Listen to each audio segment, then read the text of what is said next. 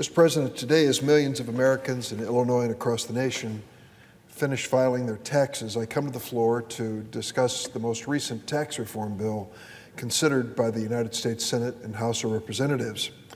Last year, Republicans followed through with their promise and took a special procedural approach called reconciliation, which allowed them to bring a tax reform plan to the floor outside of regular order and without committee hearings and the ordinary amendment and vote process.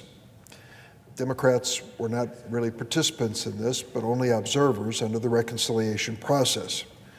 That tax plan has now become the law of the land, and now we know what it is doing. It has created a massive tax giveaway to the largest multinational corporations, to the wealthiest corporate CEOs and well-connected campaign donors. Republicans, in passing this plan, said if they could just cut taxes for large corporations enough, that these corporations would invest in America, give breaks to their employees, and create more employment.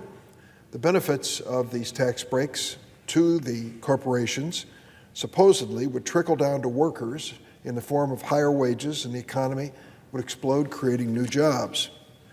The tax plan was voted favorably by every Republican in the U.S. Senate, and it added $1.5 trillion to the national debt to fund these massive corporate tax cuts. So what did the corporations do? With the tax cut information, they turned around, took their taxpayer-funded tax cut, and gave their wealthy CEOs and shareholders a raise. So far in 2018, large corporations have announced over $235 billion in stock buybacks, far outpacing the rate of companies announcing one-time bonuses for their workers. Not only that, but more than 100,000 employees at large corporations have actually been terminated. You couldn't get further from tax relief for working families if you tried. It gets worse. The Congressional Budget Office reported last week that the Republican tax plan will actually cost another $300 billion beyond the $1.5 trillion estimate.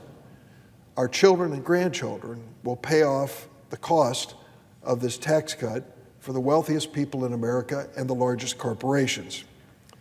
So much for the promise that these tax cuts would pay for themselves. Roughly, it'll cost us $1.9 trillion over 10 years for these tax cuts for major corporations and wealthy people. This is a burden that our children and grandchildren will bear. So what are we hearing now when it comes to the budget?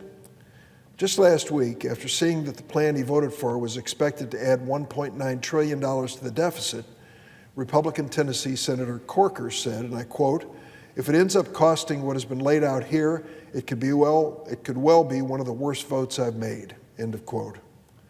The so-called fiscal conservatives here in the Senate didn't seem as concerned about the deficit when they were voting for a 10-figure increase that would go to cut taxes for wealthy people and large corporations. But make no mistake, as predictably as night follows day, we now have a renewed call in the House of Representatives for a budget amendment, a balanced budget constitutional amendment. Stop me before I sin again amendment. The Republicans have exploded the deficit. The absolutely vital public assistance programs in this country and this nation, like Social Security, Medicare, and Medicaid, are now at risk. If there's a balanced budget amendment, they've said we've got to get to the basic programs like Social Security, Medicare, and Medicaid to make up the difference.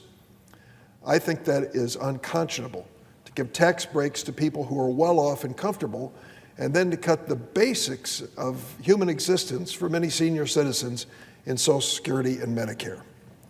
The devastating first act of the Republican tax plan and fiscal conservatism, as they define it, has exploded our nation's deficit and provided enormous benefit to those who frankly don't need it.